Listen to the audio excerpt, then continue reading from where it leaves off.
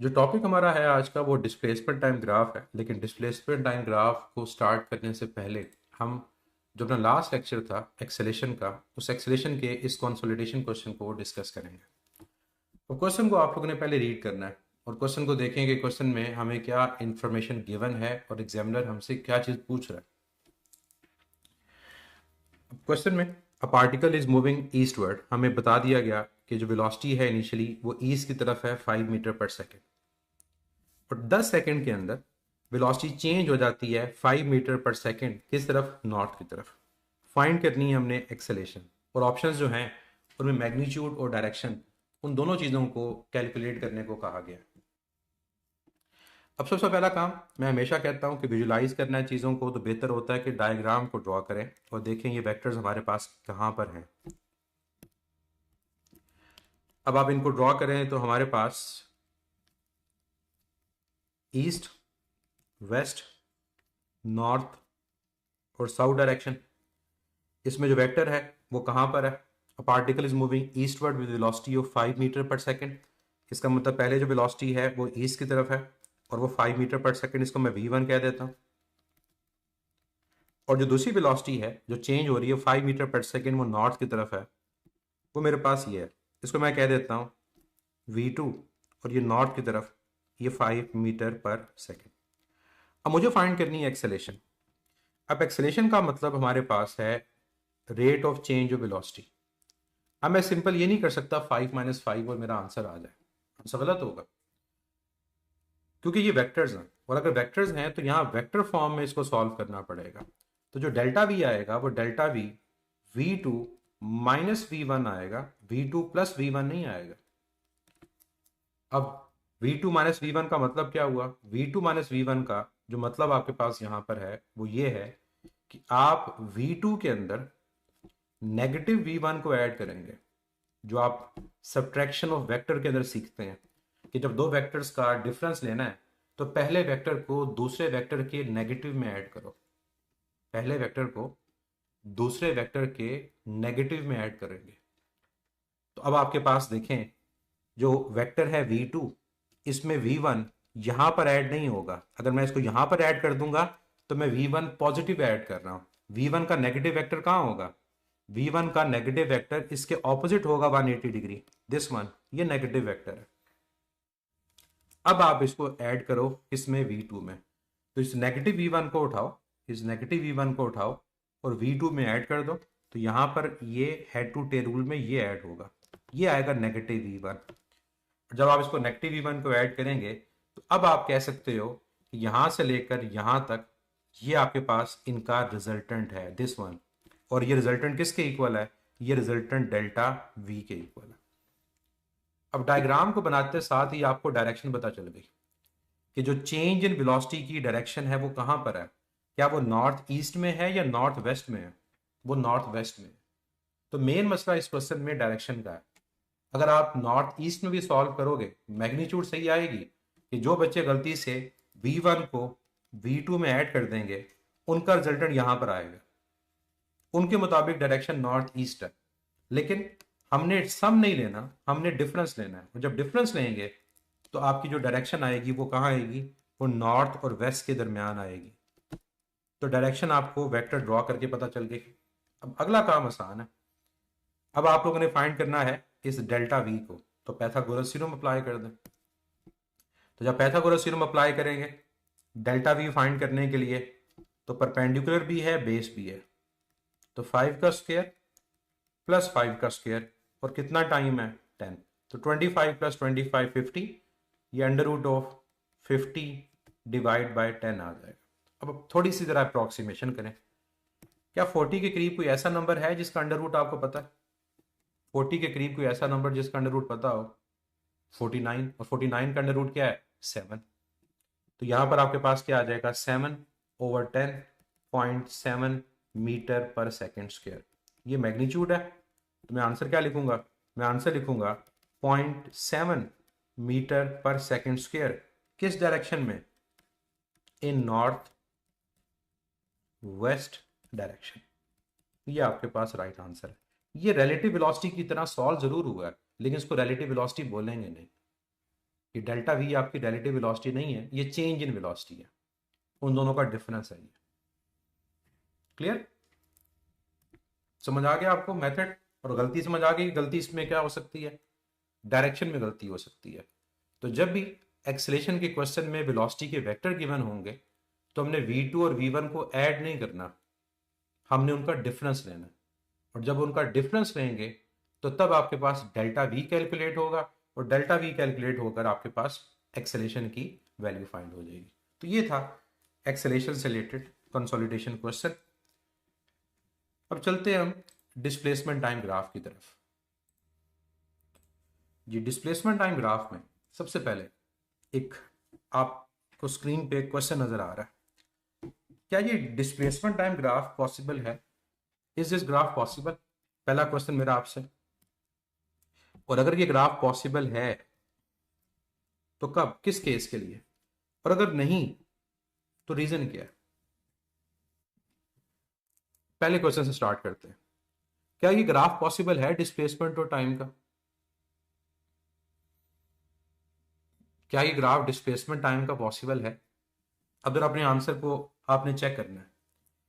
क्या एक टाइम पे बॉडी की दो पोजीशंस हो सकती हैं? फर्स्ट करो मैं कहता हूं कि ये टाइम है मेरे पास 1, ये टाइम है 2, ये 3, ये 4, ये 5, ये 6। फर्स्ट करो यहां मैं चेक करता हूं 5 सेकंड के ऊपर। क्या 5 सेकंड में पॉसिबल है कि बॉडी की डिस्प्लेसमेंट उस टाइम पे, उसी टाइम पे पॉजिटिव भी हो और उसी टाइम पे बॉडी की डिस्प्लेसमेंट नेगेटिव भी हो? बताइएगा, क्या ये पॉसिबल है ग्राफ कि एक टाइम पे बॉडी की दो पोजीशंस हो, डिस्प्लेसमेंट टाइम? नो। तो पहले आपके पास आंसर मिल गया कि ये ग्राफ डिस्प्लेसमेंट टाइम का पॉसिबल नहीं है। एक टाइम पे बॉडी की दो पोजीशंस नहीं हो सकती। ये ग्राफ की शेप हाइपरबोला है, और हाइपरबोला भी ऐसा नहीं होता ये पैराबोला है। हाइपरबोला में दो लूप्स होते हैं, वो शेप है, वो कॉनिकल शेप है, हम ग्राफ को डिस्कस कर रहे हैं। तो आंसर है नो। दूसरी चीज, इफ यस, ये भी निकल गया। अगर नो तो क्या रीजन है? तो रीजन आपको पता चल गई कि दो positions, two positions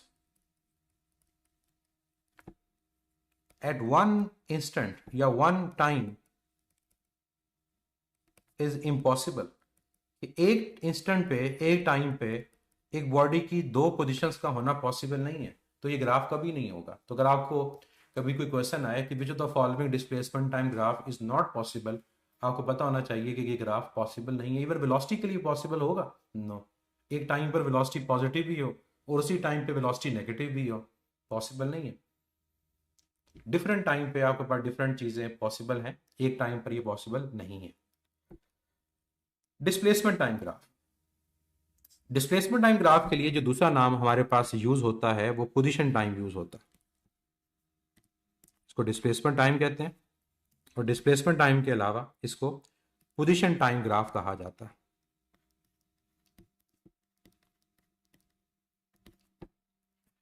displacement time graph की स्लोप या ग्रेडियंट tan थीटा के इक्वल है, हमेशा स्लोप ग्रेडियंट इसी के इक्वल होगी, और ये परपेंडिकुलर ओवर बेस के इक्वल है। तो यहां पर अगर ग्राफ में कोई भी शेप ड्रॉ कर दी जाए, फर्स्ट करो स्ट्रेट लाइन है, मुझे परपेंडिकुलर और बेस को कैलकुलेट करना है, मैं कैसे करूंगा? मैं कोई से दो पॉइंट कंसिडर करूंगा। ग्राफ स्ट्रेट लाइन हो तो वो पॉइंट चाहे करीब लो दूर लो, आंसर सेम आएगा। एक पॉइंट को नाम दो ए का, दूसरे पॉइंट को नाम दो बी का। अब यहां पर हमने करना क्या होता है, इस ग्राफ के अंदर हमने ट्राइंगल को ड्रॉ करना होता है, और ट्राइंगल को ड्रॉ करने का जो पर्पज होता है वो ये कि आप परपेंडिकुलर और बेस को फाइंड कर सकें। तो ये ट्राइंगल की बेस है और ये ट्राइंगल का परपेंडिकुलर है। अब यहाँ परपेंडिकुलर और बेस आपको क्या वैल्यू देगा? यहाँ परपेंडिकुलर और बेस आपको क्या वैल्यू देगा? जो परपेंडिकुलर होगा वो आपको पोजीशन में चेंज की वैल्यू देगा कि बॉडी इन दो पॉइंट्स के दरमियान कितना डिस्प्लेस हुई, और जो आपके पास बेस है वो आपको बताएगा कितने टाइम में डिस्प्लेस हुई। तो जब आप परपेंडिकुलर और बेस को डिवाइड करेंगे tan थीटा को कैलकुलेट करने के लिए, तो परपेंडिकुलर आपके पास डेल्टा वी के इक्वल है, बेस डेल्टा टी के इक्वल है, डेल्टा डी के इक्वल। तो delta D over delta T, rate of change of displacement, ये क्या होती है? ये वेलोसिटी होती है। तो सबसे सिंपलेस्ट क्वेश्चन ये है कि डिस्प्लेसमेंट टाइम ग्राफ की स्लोप हमें क्या इंफॉर्मेशन देती है? तो आंसर है हमें वेलोसिटी की इंफॉर्मेशन देती है। दूसरी चीज हमें जो यहां पर चेक करनी है वो एरिया, कि क्या इस ग्राफ का एरिया हमें कोई इंफॉर्मेशन देता है, एरिया अंडर द ग्राफ। तो क्या मेथड है चेक करने का एरिया को, कि जो क्वांटिटी अलोंग एक्स एक्सिस है और जो क्वांटिटी अलोंग वाई एक्सिस है उनको मल्टीप्लाई कर दे। जो क्वांटिटी अलोंग एक्स एक्सिस है और जो क्वांटिटी अलोंग वाई एक्सिस है उनको मल्टीप्लाई कर दे। शेप बात की बात है, पहले क्वेश्चन का आंसर ये देना है कि क्या एरिया को इंफॉर्मेशन देती है। तो बेस पे टाइम है, परपेंडिकुलर पे डिस्प्लेसमेंट है, तो क्या टाइम और डिस्प्लेसमेंट का प्रोडक्ट कोई क्वांटिटी होती है? क्या कोई ऐसी क्वांटिटी है जिसका यूनिट मीटर सेकंड हो? मीटर पर सेकंड तो सुना है, मीटर सेकंड तो कुछ भी नहीं है। तो डिस्प्लेसमेंट इनटू टाइम ये कोई फिजिकल क्वांटिटी नहीं होती। इसका मतलब ये हुआ कि डिस्प्लेसमेंट टाइम ग्राफ का क्वेश्चन अगर आए कि इसका एरिया किस फिजिकल क्वांटिटी के इक्वल है, तो वो किसी भी फिजिकल क्वांटिटी के इक्वल नहीं होता। और अगर हमारे पास क्वेश्चन हो कि डिस्टेंस टाइम ग्राफ की स्लोप हमें क्या इंफॉर्मेशन देती है बजाय डिस्प्लेसमेंट टाइम के, क्या तब भी आंसर हमारा स्पीड होगा, वेलोसिटी होगा? नो। तब हमारा आंसर चेंज होकर क्या लिखा जाएगा? तब हमारा आंसर यहां पर स्पीड होगा, वेलोसिटी नहीं होगा। लेफ्ट साइड पे आपको दो ग्राफ नजर आ रहे हैं। इस ग्राफ को मैं लेबल कर देता हूं ए, इस ग्राफ को मैं लेबल कर देता हूं बी। दोनों ग्राफ को अगर मैं आपको कहूं कि रीड करके बताएं, क्योंकि आप लोगों ने उस लेक्चर को देखा है तो आप इसका आंसर दे सकते हैं। मुझे बताएं कि ग्राफ जो ए है इसमें स्लोप बढ़ रही है कम हो रही है? सिमिलरली ग्राफ बी में स्लोप बढ़ रही है कम हो रही है? ए में स्लोप बढ़ रही है कम हो रही है? ए में आपकी जो स्लोप है वो डिक्रीज हो रही है, ए में स्लोप आपकी डिक्रीज हो रही है, और बी में स्लोप इंक्रीज हो रही है। शॉर्टकट क्या बताया था? हैप्पी फेस और सैड फेस। ऊपर की तरफ जाए तो आंखें ऊपर होंगी, ग्राफ ऊपर की तरफ जा रहा है। अब ऊपर देखें, ए आपका सैड फेस है और बी आपका हैप्पी फेस है। ए आपका सैड फेस है, ए यूं बन रहा है लाइक दिस, तो ये आपका सैड फेस है। सैड फेस में स्लोप डिक्रीज होती है। और जो बी आपके पास है वो यूं है, और वो हैप्पी फेस है, उसमें स्लोप क्या कर रही है? इंक्रीज कर रही है। दूसरी रीजन क्या है स्लोप बढ़ने और कम होने का? दूसरी रीजन बचे ये कि आप कोई से दो पॉइंट अज्यूम कर लो। इस पॉइंट को पॉइंट वन, इस पॉइंट को पॉइंट टू कह दो। यहां भी इस पॉइंट को वन और इस पॉइंट को पॉइंट टू कह दो। दोनों पॉइंट्स पे टेंजेंट को ड्रॉ करो। मैंने एक टेंजेंट यहां ड्रॉ किया, एक टेंजेंट यहां ड्रॉ किया, एक टेंजेंट यहां पर, एक टेंजेंट यहां पर। फिर इस टेंजेंट का एंगल देखो, एक्स एक्सिस से। अब मुझे बताएं ग्राफ ए में 1 से 2 जाते हुए एंगल बढ़ रहा है कम हो रहा है? एंगल कम हो रहा है। और क्या 90 से 0 की तरफ जा रहा है या 90 से 180 की तरफ जा रहा है? ये भी चीज चेक करनी है ना। एंगल 0 की तरफ जा रहा है। अगर एंगल 0 की तरफ जा रहा है तो tan 0 की वैल्यू कम होती है। इसका मतलब यह हुआ कि यहां स्लोप डिक्रीज होने की वजह क्या है कि जो आपका एंगल है वो 90 डिग्री से शिफ्ट होकर वो 0 डिग्री की तरफ जा रहा है। और एंगल जब 90 से 0 की तरफ जाता है तो tan थीटा की वैल्यू कम होती है, जिसकी वजह से स्लोप कम हो रही है। अब दूसरे ग्राफ को देखो, नीचे वाले को। मैंने नीचे वाले में भी टेंजेंट ड्रॉ किया। पॉइंट वन पे एंगल को देखो और पॉइंट टू पे एंगल को देखो। क्या एंगल बढ़ रहा है कम हो रहा है? एंगल बढ़ रहा है। ए पॉइंट पे एंगल 0 के करीब है और बी पॉइंट पे एंगल 90 के करीब है, तो यहां पर एंगल आपका 0 डिग्री से बढ़कर 90 डिग्री की तरफ जा रहा है। और 90 पे tan की वैल्यू ज़्यादा होती है, that means slope is increasing. तो जब आपका एंगल 90 से 0 की तरफ जाए तो स्लोप कम होती है, और जब 0 की तरफ 90 की तरफ जाए तो फिर स्लोप बढ़ती है। तो ये रीज़न है, वो हैप्पी फेस और सैड फेस तो एक शॉर्टकट है ना, ये रीज़न है कि स्लोप बढ़ क्यों रही है और कम क्यों हो रही है। और ऊपर वाले ग्राफ के अंदर, जो ऊपर हमने ग्राफ ड्रॉ किया था, क्या वहां पर एंगल चेंज हो रहा है? मैं किसी भी पॉइंट को लूं, क्या एंगल चेंज हो रहा है? एंगल चेंज नहीं हो रहा। और एंगल जब चेंज नहीं हो रहा तो tan थीटा की वैल्यू चेंज नहीं हो रही, तो ये कांस्टेंट या यूनिफॉर्म स्लोप कहलाती है। अब अगर आपको ये बेसिक कॉन्सेप्ट्स पता है तो अब नीचे इस टेबल के अंदर इन तमाम आंसर्स को देना आपके लिए कोई मसला नहीं होगा। तो हम क्या करेंगे, हम डिस्प्लेसमेंट टाइम ग्राफ के डिफरेंट केसेस को डिस्कस करेंगे और देखेंगे कि हमें क्या क्या इंफॉर्मेशन डिस्प्लेसमेंट टाइम ग्राफ से मिल सकती है। एक सबसे बड़ा मिसकॉन्सेप्शन जो बच्चों को है वो ये कि डिस्प्लेसमेंट टाइम ग्राफ से एक्सेलेरेशन का कुछ नहीं पता चलता। तो याद रखिएगा, अगर डिस्प्लेसमेंट टाइम ग्राफ गिवन हो तो आपसे एग्जामिनर एक्सेलेरेशन की इंफॉर्मेशन पूछ सकता है, लेकिन लिमिटेड इंफॉर्मेशन होगी, लेकिन आप उसका आंसर दे सकते हैं। तो स्टार्ट करते हैं और one by one in graphs को रीड करते हैं। और मोस्टली अब आप आंसर आप लोग देंगे, ताकि जो आप लोगों ने लेक्चर देखा how to read slope of the graph, अब आप उसको अप्लाई भी कर सकें। ग्राफ में अगर आप देखें कि क्या क्या वैल्यूज़ हैं जिनके आंसर हमें चाहिए, तो हमें सबसे पहले डिस्प्लेसमेंट की इंफॉर्मेशन चाहिए कि क्या डिस्प्लेसमेंट बढ़ रही है, कम हो रही है। दूसरी इंफॉर्मेशन स्लोप की, और यहाँ स्लोप किसके इक्वल है, वो वेलोसिटी के इक्वल है। और जब आपको वेलोसिटी की इंफॉर्मेशन पता चल जाएगी तो ऑब्वियसली वेलोसिटी से हम किसका आंसर ले सकते हैं, एक्सेलेरेशन का। सबसे पहले पहला ग्राफ, इसको रीड करें, क्या आंसर आएगा। अब इस ग्राफ को अगर रीड करेंगे तो आप कहेंगे कि टाइम बढ़ रहा है लेकिन डिस्प्लेसमेंट की वैल्यू चेंज नहीं हो रही, डिस्प्लेसमेंट की वैल्यू कांस्टेंट है। डिस्प्लेसमेंट की वैल्यू कांस्टेंट है। और आप ये भी कह सकते हो कि बॉडी मूव नहीं कर रही, बॉडी रेस्ट पर है। एंगल क्या ग्राफ का, एंगल ग्राफ का जीरो है, क्योंकि एक्स एक्सिस से एंगल जीरो। तो फर्स्ट ग्राफ को रीड करना है, तो डिस्प्लेसमेंट हमारी कांस्टेंट है, यूनिफॉर्म है, यानी डिस्प्लेसमेंट चेंज नहीं हो रही। इसको मैं यूं भी कह सकता हूं कि मेरे पास नो चेंज इन पोजीशन, मतलब बॉडी इज एट रेस्ट। कभी अगर क्वेश्चन आए कि डिस्प्लेसमेंट टाइम ग्राफ आइडेंटिफाई करें जिसमें बॉडी रेस्ट पर है, तो ये ग्राफ होगा। व्हाट अबाउट स्लोप, एंगल अगर आपके पास जीरो है तो tan जीरो की वैल्यू क्या होती है, वो जीरो। इसका मतलब हमारी स्लोप की वैल्यू वो जीरो, और स्लोप अगर जीरो तो वेलोसिटी भी जीरो, और वेलोसिटी अगर जीरो हो तो एक्सेलेरेशन क्या होती है, जीरो। तो जो इन्फॉर्मेशन वेलोसिटी से मिलेगी उससे आपको एक्सेलेरेशन का आइडिया हो जाएगा। सेकंड ग्राफ, अब सेकंड ग्राफ में मुझे बताएं कि टाइम बढ़ रहा है, टाइम के साथ डिस्प्लेसमेंट भी बढ़ रही है, लेकिन क्या यूनिफॉर्मली या नॉन यूनिफॉर्मली। क्या डिस्प्लेसमेंट यूनिफॉर्मली बढ़ रही है, नॉन यूनिफॉर्मली, यूनिफॉर्मली, क्योंकि हमारा एंगल जो है वो सेम रह रहा है। तो हम क्या लिखेंगे यहाँ डिस्प्लेसमेंट के बारे में कि डिस्प्लेसमेंट इज इंक्रीजिंग। जब डिस्प्लेसमेंट अब है, बॉडी मूव कर रही है, पोजीशन चेंज हो रही है, लेकिन यूनिफॉर्मली, मतलब हर सेकंड में equal change in position. Displacement का चेंज अब क्या होगा, वो नॉन जीरो होगा। एक और बात बताएं, क्या डिस्प्लेसमेंट पॉजिटिव है, नेगेटिव है। क्या डिस्प्लेसमेंट पॉजिटिव है, नेगेटिव है।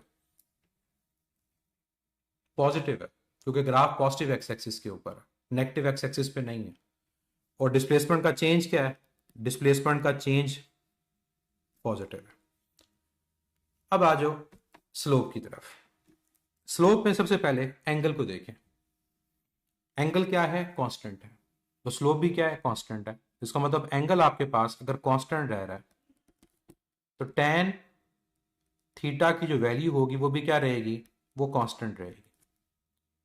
tan थीटा की वैल्यू कांस्टेंट रहने का मतलब ये होगा कि हमारी जो स्लोप है, जो वेलोसिटी के इक्वल है, वो भी क्या है, कांस्टेंट है। तो ये कांस्टेंट वेलोसिटी का ग्राफ है। अब नेक्स्ट पॉइंट, क्या वेलोसिटी पॉजिटिव है, नेगेटिव है। क्या वेलोसिटी पॉजिटिव है, नेगेटिव है, उसके लिए ये देखना है कि एंगल किस क्वाड्रेंट के अंदर लाई कर रहा है। तो अगर आप इस एंगल को देखो या इस एंगल को देखो तो ये फर्स्ट क्वाड्रेंट में है, ये जीरो से बड़ा है और ये 90 से छोटा है, तो that is your first quadrant. और फर्स्ट क्वाड्रेंट के अंदर हमारी tan थीटा की वैल्यू क्या होती है, वो पॉजिटिव होती है। तो ये पॉजिटिव स्लोप को रिप्रेजेंट करेगा। तो अगर आप ग्राफ को ओवरऑल रीड करें तो ग्राफ किसको रिप्रेजेंट करता है कि वेलोसिटी कांस्टेंट है और वेलोसिटी पॉजिटिव है, या वेलोसिटी यूनिफॉर्म है और पॉजिटिव। व्हाट अबाउट एक्सेलेरेशन, अगर वेलोसिटी कांस्टेंट है तो एक्सेलेरेशन की वैल्यू वो जीरो के इक्वल आएगी, वेलोसिटी चेंज नहीं हो रही। थर्ड ग्राफ, सेकंड और थर्ड ग्राफ में क्या डिफरेंस है। सेकंड और थर्ड ग्राफ में क्या डिफरेंस है, सेकंड में टाइम के बढ़ने के साथ साथ डिस्प्लेसमेंट बढ़ रही है, थर्ड ग्राफ में टाइम के बढ़ने के साथ साथ डिस्प्लेसमेंट कम हो रही है। मतलब आपने एक बॉल को ऊपर फेंका था, अब बॉल दोबारा आपके हाथ की तरफ आ रही है तो डिस्प्लेसमेंट कम हो रही है। पेंडुलम जो मीन से एक्सट्रीम की तरफ गया था अब वापस मीन की तरफ आ रहा है, मतलब डिस्प्लेसमेंट कम हो रही है। लेकिन यूनिफॉर्मली या नॉन यूनिफॉर्मली? यूनिफॉर्मली, क्योंकि अगर आप एंगल को देखो तो पॉजिटिव एक्स एक्सिस से जो आपका एंगल है वो चेंज नहीं हो रहा, तो यहां पर हम क्या लिखेंगे? Displacement is decreasing but uniformly. तो डिस्प्लेसमेंट का चेंज क्या होगा? नॉन जीरो, लेकिन वो चेंज क्या होगा? डिस्प्लेसमेंट का चेंज नेगेटिव होगा। डिस्प्लेसमेंट नेगेटिव नहीं है, डिस्प्लेसमेंट पॉजिटिव है, लेकिन चेंज वो नेगेटिव है। अब आप आ जाओ एंगल की तरफ, तो सेम इंफॉर्मेशन ऊपर वाली कि एंगल आपका कांस्टेंट है, तो टेन थीटा की जो वैल्यू होगी वो भी कांस्टेंट होगी। दैट मीन्स आपकी स्लोप जो वेलोसिटी की इक्वल है वो कांस्टेंट है। तो फिर डिफरेंस क्या है? डिफरेंस है साइन का। अब अगर आप इस एंगल को देखें तो ये पहले क्वाड्रेंट में नहीं है, नजर आ रहा है ये दूसरे क्वाड्रेंट में है। ये एंगल 90 से बड़ा है और 180 से छोटा है, और ये सेकंड क्वाड्रेंट माना जाएगा। और सेकंड क्वाड्रेंट के अंदर आपकी स्लोप क्या होती है? वो नेगेटिव होती है। तो ये ग्राफ किसे शो कर रहा है? ये कांस्टेंट वेलोसिटी लेकिन नेगेटिव साइन। इसका मतलब पहले वाले में जो ऊपर वाला केस था उसमें अगर बॉडी अपवर्ड मूव कर रही थी तो वेलोसिटी को पॉजिटिव कंसीडर किया। इस केस में बॉडी डाउनवर्ड आ रही है, वेलोसिटी नेगेटिव है। ये फर्क है। बॉडी पहले केस में अगर मीन से एक्सट्रीम जा रही है वेलोसिटी पॉजिटिव है, तो दूसरे केस में एक्सट्रीम से मीन आ रही है वेलोसिटी नेगेटिव है। या पहले केस में बॉडी ईस्ट की तरफ, तो दूसरे केस में बॉडी वेस्ट की तरफ। And what about acceleration? अगर वेलोसिटी कांस्टेंट, एक्सेलेरेशन यहां भी क्या होगी? वो जीरो के इक्वल आएगी। फोर्थ ग्राफ और फिफ्थ ग्राफ, अगर तो शॉर्टकट को देखें तो हैप्पी फेस और सैड फेस वाले कॉन्सेप्ट को देखें तो आपका फोर्थ ग्राफ जो है वो हैप्पी फेस है, फिफ्थ ग्राफ आपका सैड फेस।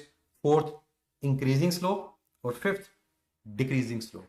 अब ग्राफ कर्व है, अब कर्व को रीड करना, ऊपर एग्जांपल भी दी थी। पहला काम कि टाइम के बढ़ने के साथ डिस्प्लेसमेंट बढ़ रही है लेकिन यूनिफॉर्मली नहीं, क्योंकि एंगल आपका चेंज हो रहा है। पहले आपका एंगल कम है, बाद में आपका एंगल ज्यादा हो गया। फिफ्थ ग्राफ के अंदर टाइम के बढ़ने के साथ साथ डिस्प्लेसमेंट बढ़ रही है लेकिन यूनिफॉर्मली नहीं। टेंजेंट को ड्रॉ करें तो पहले आपका एंगल ज्यादा है और बाद में आपका एंगल कम हो गया। तो क्या इंफॉर्मेशन दोनों के बारे में लिखेंगे? दोनों के बारे में लिखेंगे कि displacement is increasing but non uniformly. Displacement is increasing non uniformly. Displacement के चेंज की बात करें वो नॉन जीरो होगा, पॉजिटिव होगा। यहां भी अगर मैं लिखूंगा तो सेम इंफॉर्मेशन लिखूंगा, displacement is increasing non uniformly. अब इतनी इंफॉर्मेशन से मैं कोई आंसर नहीं फाइंड कर पा रहा। अब मुझे देखना है कि क्या स्लोप बढ़ रही है या कम हो रही है। तो फोर्थ केस में अगर मैं एंगल को देखूं तो मेरा जो एंगल है वो इंक्रीज कर रहा, एंगल इंक्रीज कर रहा, क्योंकि एंगल आपका शिफ्ट हो रहा है 0 डिग्री से 90 डिग्री की तरफ।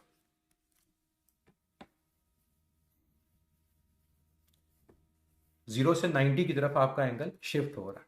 तो यहां पर आप टेन थीटा की बात जब करेंगे तो आप स्लोप के बारे में क्या कहेंगे? आप कहेंगे कि स्लोप क्या कर रही है? इंक्रीज कर रही है।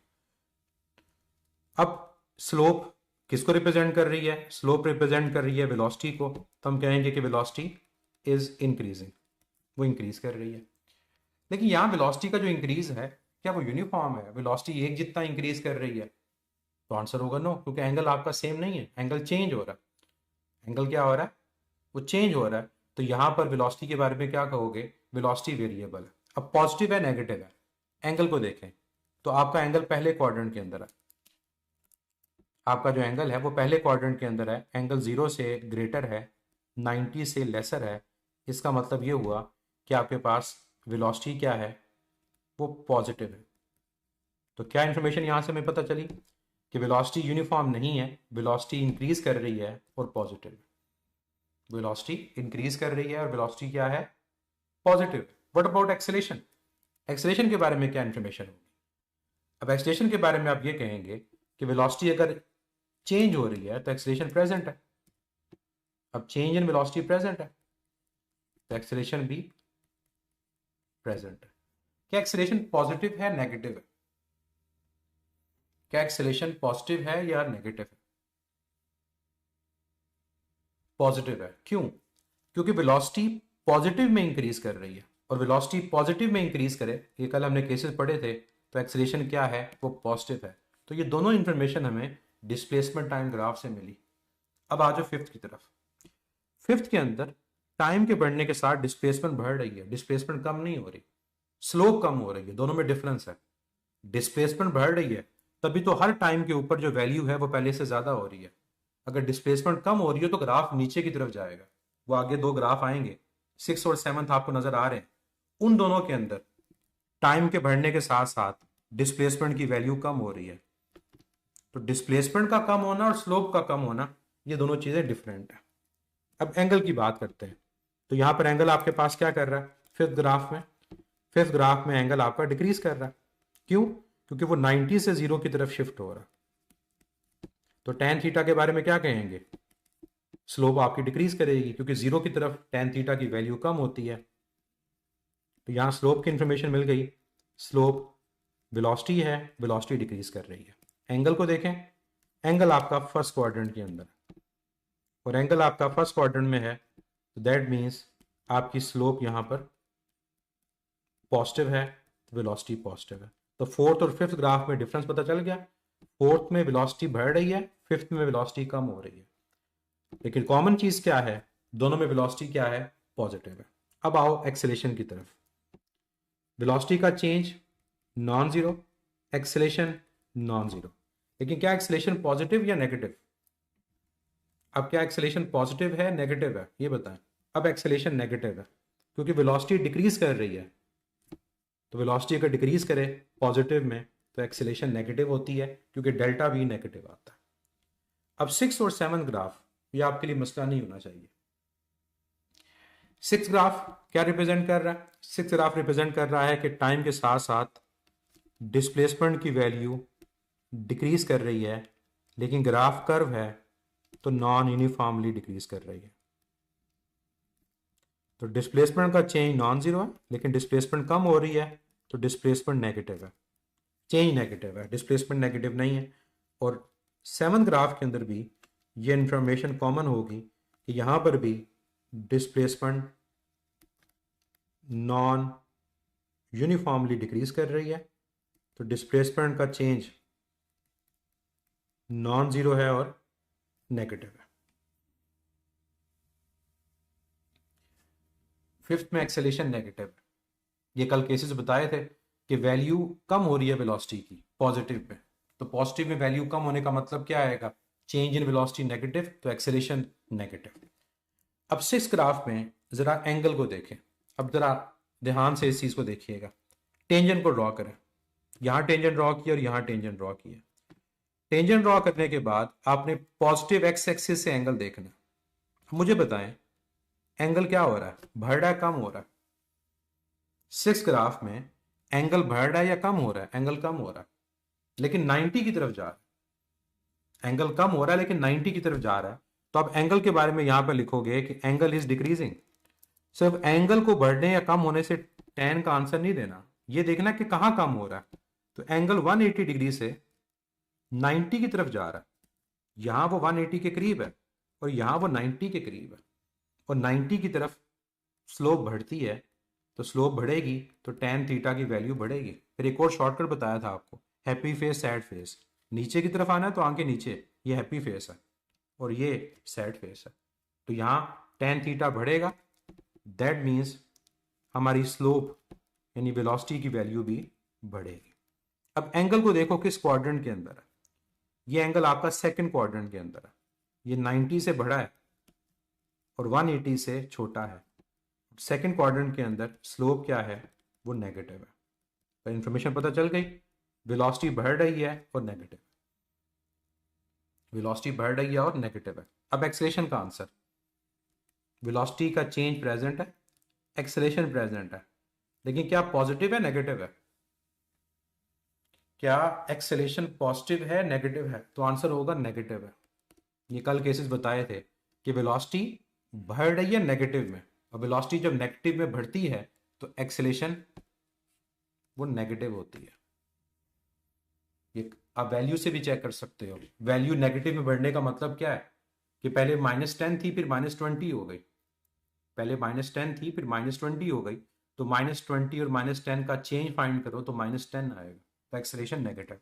और लास्ट केस में अगर आप टेंजेंट को ड्रॉ करते हैं, यहाँ टेंजेंट को ड्रॉ करें और यहाँ टेंजेंट को ड्रॉ करें, तो यहाँ पर आपको नजर आ रहा है कि आपके जो एंगल की वैल्यू है वो बढ़ रही है। पहले एंगल आपका ये था, तो अब आपका एंगल ये है। तो यहाँ मैं एंगल के बारे में लिखूंगा कि एंगल इज इंक्रीजिंग, लेकिन किसकी तरफ बढ़ रहा है? वो 180 की तरफ बढ़ रहा है। और 180 की तरफ tan की वैल्यू बढ़ती नहीं है, 180 की तरफ tan की वैल्यू कम होती है, क्योंकि tan 180 0। तो स्लोप के बारे में क्या कहोगे? स्लोप tan थीटा है, स्लोप कम हो रही है। किस क्वाड्रेंट के अंदर है? दोबारा देखो तो ये आपका एंगल सेकंड क्वाड्रेंट में है, ये 90 से बड़ा है, 180 से छोटा है। और सेकंड क्वाड्रेंट के अंदर आपकी स्लोप क्या होती है? नेगेटिव। तो क्या इंफॉर्मेशन मिली? वेलोसिटी कम हो रही है और नेगेटिव है। वेलोसिटी का चेंज अगर प्रेजेंट है, एक्सेलेरेशन प्रेजेंट है, और एक्सेलेरेशन पॉजिटिव होगी। क्यों? वेलोसिटी नेगेटिव में जब कम होती है तो एक्सेलेरेशन पॉजिटिव आती है। वेलोसिटी नेगेटिव में जब कम होती है तो एक्सेलेरेशन क्या आती है? पॉजिटिव। ये पहले अगर -10 थी फिर -5 हो गई, तो -10 और -5 का डिफरेंस लो, +5 आएगा। तो राइट आंसर इसमें पॉजिटिव एक्सेलेरेशन को शो करता है। तो ये ग्राफ जो हमने ड्रॉ किए, ये सारी वो इंफॉर्मेशन है जो इस ग्राफ से हमें पता चल रही होती है। क्लियर? अब ये पॉइंट, ये मैंने पहले ही बताया था, इस पॉइंट को दोबारा से मैं रिपीट कर रहा हूं कि ये ग्राफ हमारा पॉसिबल नहीं है। और क्यों पॉसिबल नहीं है? क्योंकि एक बॉडी की एक टाइम पर दो पोजीशंस नहीं हो सकते। क्लियर? कुछ पॉइंट जो मैं आपको रिवाइज करवा दूं लेक्चर के एंड पे, वो ये कि जब भी आपका एंगल एंटी क्लॉकवाइज होगा वो एंगल आपका पॉजिटिव होगा, और जब भी एंगल आपका क्लॉकवाइज होगा वो एंगल नेगेटिव होगा। और हम जब भी एंगल कंसीडर कर रहे होते हैं वो हमेशा एंटी क्लॉकवाइज ले रहे होते हैं। हमारी हमेशा ये प्रायोरिटी होती है कि एंगल जब भी लेना है वो एंटी क्लॉकवाइज लेना है। और एंगल एंटी क्लॉकवाइज लेने के अलावा हमारी दूसरी प्रायोरिटी ये होती है कि हमने जब भी एंगल लेना है हमने पॉजिटिव एक्स एक्सिस से एंगल लेना है। अगर मैं ये वेक्टर्स ड्रॉ करता हूँ तो मेरा एंगल हमेशा वो पॉजिटिव एक्स एक्सिस से होगा, लाइक दिस। मुझे ये एंगल लेना होता है पॉजिटिव एक्स एक्सिस से, और इसको देखना होता है कि क्या ये एंगल बढ़ रहा है या कम हो रहा है, इसको देखना है। अब आ जाएं कुछ चीज़ों की तरफ जो मैं आपको रिवाइज करवाऊंगा। 0, 90, 180, 270, इन चार एंगल्स को अगर आप देखें तो 0 पे tan की वैल्यू वो 0 होती है, और 180 पे भी tan की वैल्यू वो 0 है। 90 पे tan की वैल्यू वो पॉजिटिव इन्फिनिटी है, और 270 पे tan की वैल्यू नेगेटिव इन्फिनिटी है। इसका मतलब क्या हुआ? इसका मतलब ये हुआ कि जब आप मूव कर रहे होगे 0 से 90 की तरफ, मतलब आपका ग्राफ इस तरह से कर्व है, ग्राफ आपका इस तरह से कर्व है कि वो 0 से 90 की तरफ जा रहा है, तो आप क्या कहोगे? ग्राफ अगर पहले ये था, बाद में ये हो गया, ये हो गया, फिर ये हो गया, आप कहोगे स्लोप बढ़ रही है 0 से 90 की तरफ। लेकिन जब आप 90 से 180 की तरफ जाते हो तो tan की वैल्यू कम होती है। इसका मतलब अगर ग्राफ आपका कुछ इस किस्म का कर्व हो कि पहले कर्व ज़्यादा था, स्लोप ज़्यादा है, आहिस्ता आहिस्ता उसका कर्व कम हो गया, तो 180 की तरफ जाते हुए आप क्या कहोगे? स्लोप की वैल्यू कम हो रही है। मैं रिपीट कर दूं, 0 से 90 जाते हुए आपकी tan की वैल्यू बढ़ रही होती है, स्लोप बढ़ रही है, तो ये स्लोप के बढ़ने को रिप्रेजेंट कर रहा है। 90 से 180 एंगल चाहे बढ़ रहा है, लेकिन 180 की तरफ tan की वैल्यू कम होती है, स्लोप कम हो रही होगी। नेक्स्ट क्वाड्रेंट में चलते हैं। जब आप नेक्स्ट क्वाड्रेंट में जाओगे, थर्ड में, तो थर्ड के अंदर आप 180 से किसकी तरफ जाओगे? आप 180 से 270 की तरफ जाओगे, और 270 की तरफ आपकी tan की वैल्यू क्या कर रही है, tan की वैल्यू बढ़ रही है। तो tan की वैल्यू 270 की तरफ बढ़ रही है, तो स्लोप की वैल्यू भी बढ़ रही है। और लास्ट क्वाड्रेंट, उस लास्ट क्वाड्रेंट में हमारे पास 270 से हम वापस जा रहे हैं ज़ीरो की तरफ, और ज़ीरो पे tan की वैल्यू कम होती है। इसका मतलब जब ग्राफ ज़ीरो की तरफ वापस जाएगा तो हम स्लोप के बारे में क्या कहेंगे, हम स्लोप के बारे में कहेंगे कि स्लोप कम हो रही है। तो ये पॉइंट आपको पता होना चाहिए कि ग्राफ शिफ्ट कहाँ हो रहा है, कि ग्राफ 90 की तरफ जा रहा है या 180 की तरफ जा रहा है। सिर्फ एंगल के बढ़ने से स्लोप नहीं बढ़ती, एंगल किस तरफ बढ़ रहा है उससे स्लोप का आइडिया होता है। तो जब भी 90 की तरफ जाओगे या फिर 270 की तरफ जाओगे स्लोप बढ़ेगी, और जब भी 180 की तरफ जाओगे तो स्लोप की वैल्यू कम होगी। इसके साथ ही ये लास्ट कंसोलिडेशन क्वेश्चन पे हम लेक्चर को एंड करेंगे। इसका आंसर आप लोग कल देंगे कि आप लोगों ने डिस्टेंस टाइम और डिस्प्लेसमेंट टाइम ग्राफ को ड्रॉ करना है। डिस्टेंस टाइम और डिस्प्लेसमेंट टाइम ग्राफ किसके लिए, एक ऐसी बॉडी के लिए जिसको आपने वर्टिकली अपवर्ड थ्रो किया। तो जब बॉडी को वर्टिकली अपवर्ड थ्रो कर दें बॉडी वापस भी तो आती है। तो ये कोई केस बनेगा कि बॉडी को आपने अपवर्ड थ्रो किया और कुछ देर के बाद बॉडी वापस नीचे आ गई। तो इसके लिए डिस्टेंस टाइम और डिस्प्लेसमेंट टाइम ग्राफ इस शेप का होगा।